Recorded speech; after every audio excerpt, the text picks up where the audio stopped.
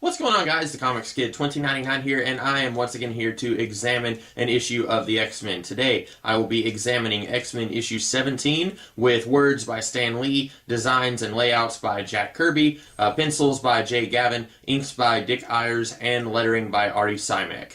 This issue is probably the most decompressed, stretched out issue of the X-Men that we've ever had, and that is coming right off the heels of a three-part story that could have been a one-part story. After the three-part introduction of the Sentinels, the X-Men are now all admitted into the hospital because the entire Sentinel base basically self-destructed, and even though all the X-Men seemed like they were in pretty good health except for Iceman in the previous issue, Beast had to carry him out, everyone else seemed like they were okay. Now everybody has to be admitted into the hospital, and so we get to see a whole lot of shenanigans. Professor Xavier having to pretend like he doesn't really know who the X-Men are other than by reputation, because you have all these human scientists and firemen and police officers running around, and so they're all saying like, "Oh, Professor Xavier, we thank you for helping us stop these Sentinels. We need to get you home." And then a couple times he says, "No, that's okay, but maybe one of these nice young X-Men can drive me home. Maybe I can get to know them a little better."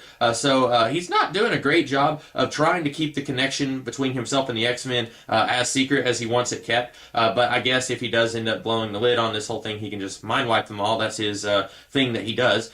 So anyway, while all the X-Men are in the hospital recovering, we have this mysterious bad guy who goes to the mansion, and on the cover it says, "Don't you dare reveal the ending of this issue to anybody." And since this comic is about 50 years old, I think I'm okay, so I'm going to go ahead and reveal the ending to you guys. The mysterious bad guy is Magneto. It hasn't even been that long since Magneto was sent into outer space, or the Stranger rather kidnapped Magneto and Toad and took them into outer space to be part of his weird collection. It hasn't been that long. Magneto was kidnapped, and then we had a two-part Juggernaut story, and then we had a three-part Sentinel story, and now Magneto's back. So really, it's been maybe a month since the X-Men saw him.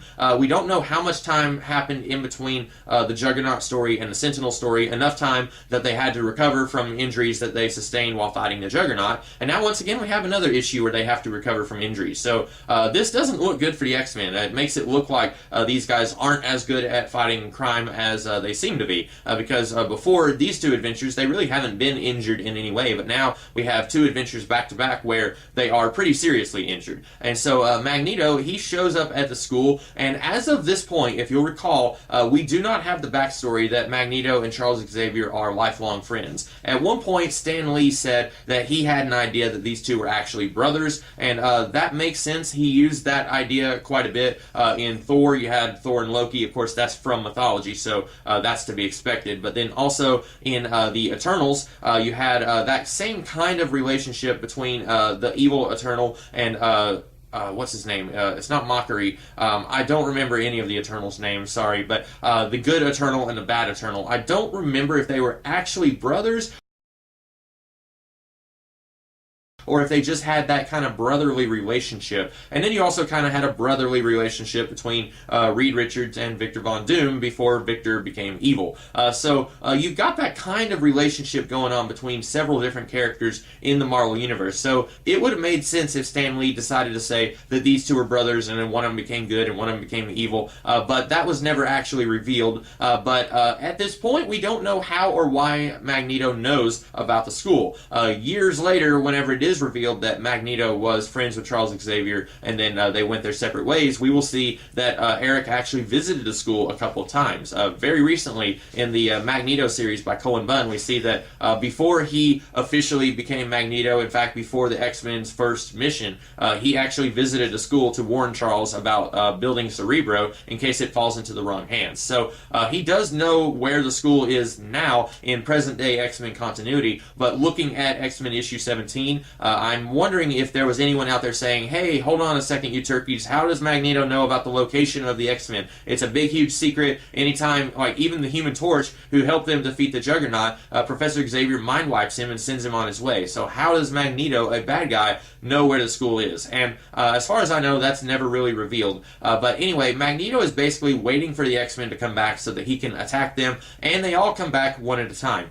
First, Charles sends Angel over to the school because Angel's parents were worried because they hadn't heard from Angel in a while. And keep in mind, none of the parents of any of the X-Men actually know that their children are superheroes and that they are at an academy training them to be superheroes. As far as all of the parents know, their children are just at a school for gifted youngsters. We got to see a little bit of Beast's origin story a few issues ago during the Sentinel storyline, and Professor Xavier, he basically just said, you know, I'm going to teach your kid how to use his powers, but he doesn't actually let on that he's going to turn Hank McCoy into an actual superhero. And then the Worthingtons, they have no idea what their son is up to. Likewise with all the other parents who we will see as we go further in this series. But for now, the Worthingtons, they are on their way to the school, and Professor X even tries to say, whoa, whoa, whoa, it's exam time, you don't need to come by. And they say, oh, we're just going to be for a few minutes. And so they're on their way, so then Angel is heading on over so that he can kind of head them off. And then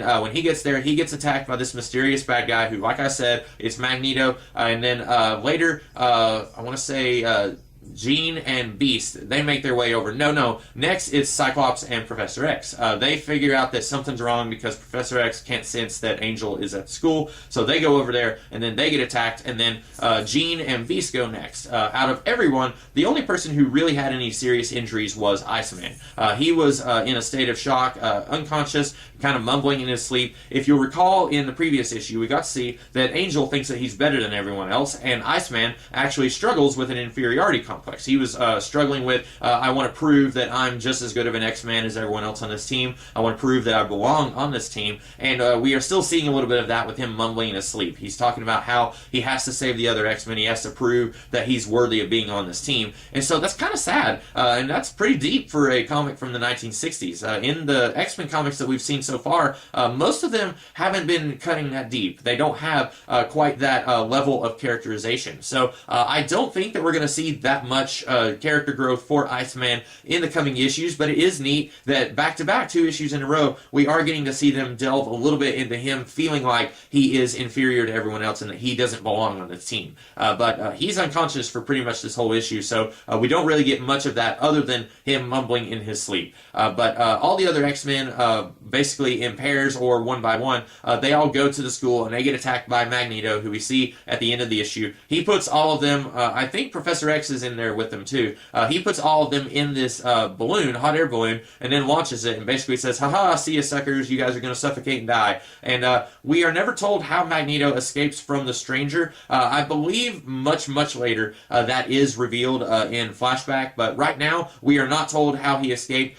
For all I know, that may be revealed next issue. I can't remember, but right now this whole issue was basically a waste of time. It's basically just really stretching out who is this mysterious bad guy who we saw their shadow at the end of issue 16, and now we're still kind of stretching it out. Who's this mysterious bad guy? Who is it? And then on the very last page, the Worthingtons, they show up to the school, and they're like, where is everybody? They didn't even come out to greet us. And I'm thinking, you idiots, you were told that they are taking exams. And then Magneto opens the door and says, well, you must be some of the parents. And they're like, who are you? He says, I am Magneto. And then that's how we end our issue. Really kind of a funny ending, even though they were going for like a really suspenseful, like, oh no, what's going to happen? The cat's out of the bag. Now Angel's parents know about Magneto, even though we know that Professor Xavier is going to survive this incident, and then he's just going to mind wipe them and make them forget that they ever met Magneto.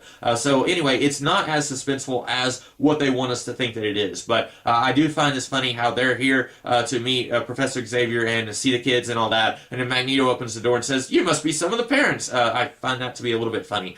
So anyway, we get Magneto back. We are not going to have the Brotherhood Brotherhood reformed, because if you'll recall, Mastermind was turned into a statue, and Toad, as far as I know, is still in outer space. And then by this point, I want to say that Scarlet Witch and Quicksilver are part of the Avengers now. I'm pretty sure that Cap's Kooky Quartet, that's going on at this point. So Magneto is back, but he is going to be a solo act from now on anytime we see him fighting the X-Men. Or he may have a different team later on, he does.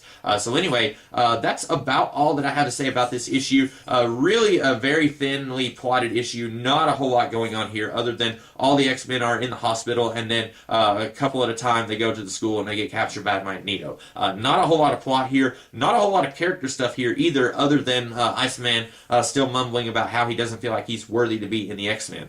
So those are my thoughts on this issue. I really hope that this isn't going to signal a phase where the X-Men comics are going to be very thinly stretched out, where we're going to have a plot that could have happened in one issue and it takes place over a few issues. That's something that we see a lot in modern day comics, not just X-Men comics, but comics in general.